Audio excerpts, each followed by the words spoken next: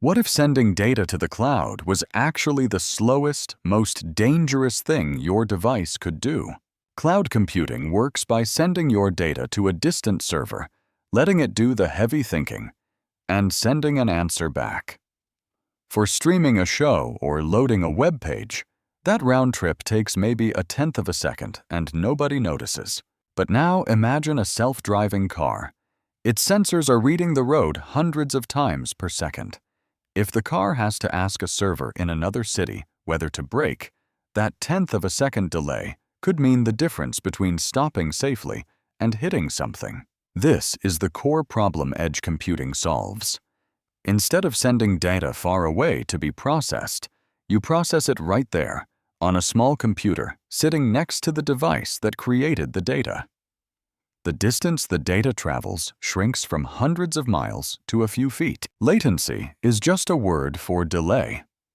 And when you move the processing to the edge of the network, close to where the action is happening, latency drops dramatically. We are talking milliseconds instead of tens or hundreds of milliseconds. Factories are one of the biggest real-world users of edge computing right now. A factory floor might have thousands of sensors checking temperature, vibration, and pressure on machines.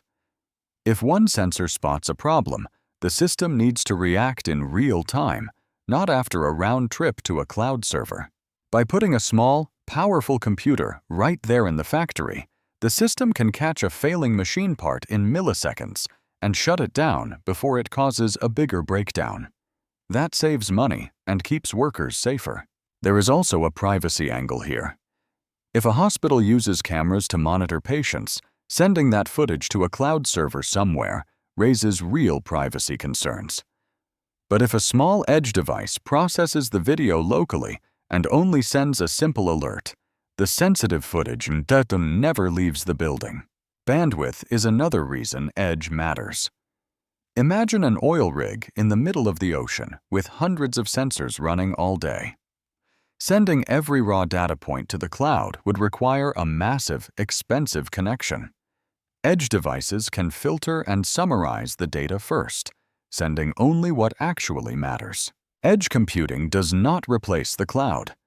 The two work together. The edge handles the fast, local decisions.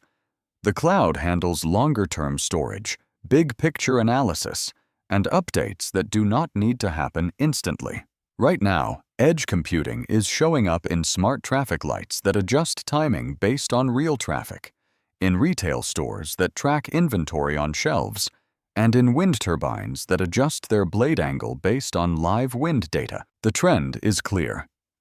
As more physical things connect to the internet, waiting for a distant server to think for them becomes a bottleneck.